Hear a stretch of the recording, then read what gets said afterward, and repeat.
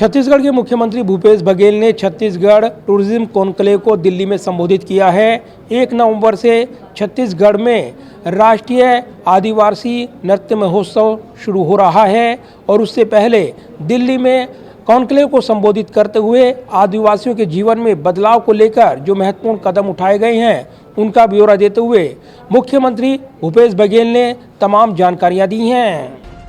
छत्तीसगढ़ की राजधानी रायपुर में राष्ट्रीय आदिवासी नृत्य महोत्सव का भव्य आयोजन किया जाएगा। ये कार्यक्रम 1 से 3 नवंबर तक साइंस कॉलेज ग्राउंड में आयोजित किया जाएगा। इस कार्यक्रम से पहले आज दिल्ली में मुख्यमंत्री भूपेश बघेल ने छत्तीसगढ़ टूरिज्म कॉन्क्लेव को संबोधित किया।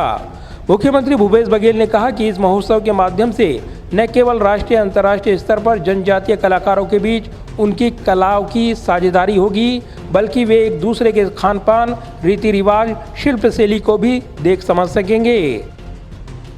जो ट्राइबल कल्चर है पूरी दुनिया भर में और हिंदुस्तान के विभिन्न हमारे जो ट्राइबल हैं उसके कल्चर है, रीति रिवाज है, उन सब का वहाँ प्रदर्शन भी होगा, साथ ही गोष्ठियाँ भी होगी और उसके विकास और उत्थान की चर्चा भी होगी।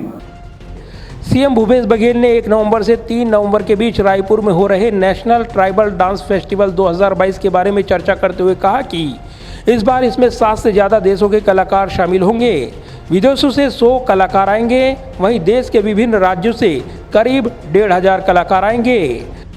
मुख्यमंत्री बघेल ने जानकारी दी कि छत्तीसगढ़ की ओर से 9 देशों को आमंत्रण पत्र भेजा गया है। ये सभी देश पहली बार रायपुर में अपनी प्रस्तुति देंगे।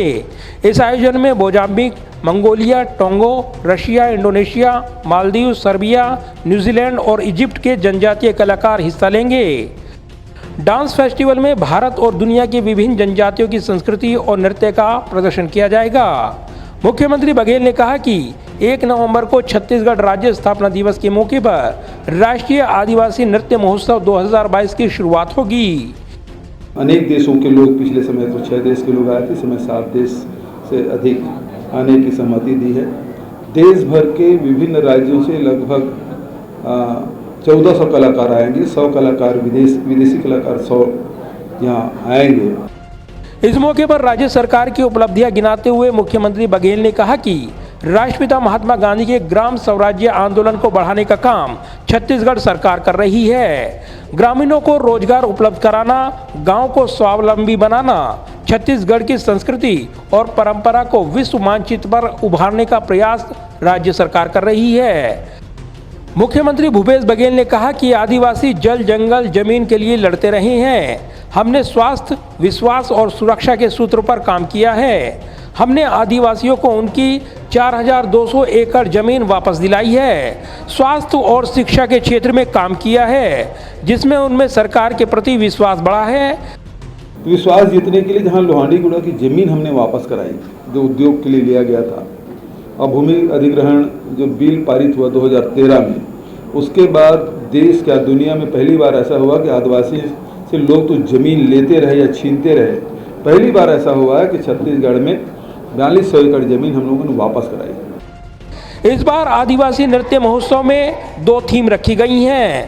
पहली थीम है फसल कटाई पर होने वाले आदिवासी नृत्य और दूसरी थीम है आदिवासी परंपराएं और रीति रिवाज। विजेताओं को कुल 20 लाख रुपए के पुरस्कारों का वितरण किया जाएगा।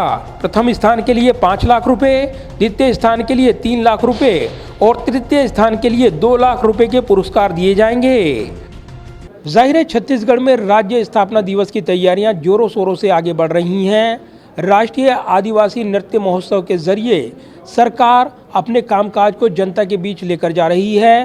क्योंकि चुनाव ज़्यादा दूर नहीं है, उससे पहले कामकाज का ब्यौरा देते हुए मुख्यमंत्री भूपेश बघेल ने आदिवासियों के जीवन में बदलाव को लेकर कई अहम कदमों की तो जानकारी दी ही, साथ ही आने वाले समय में क्या विजन है इसको लेकर भी महत्वपूर्ण बातें कही हैं। ऐसे वक्त जब राजनीतिक चुनौतियां बढ़ी हुई हैं, लिहाजा राजनीतिक विरोधियों पर भी मुख्यमंत्री बघेल निशाना साधते नजर आए हैं। कैमरामैन विदर्भ के साथ प्रदीप कुमार, टोटल न्यूज़, दिल्ली।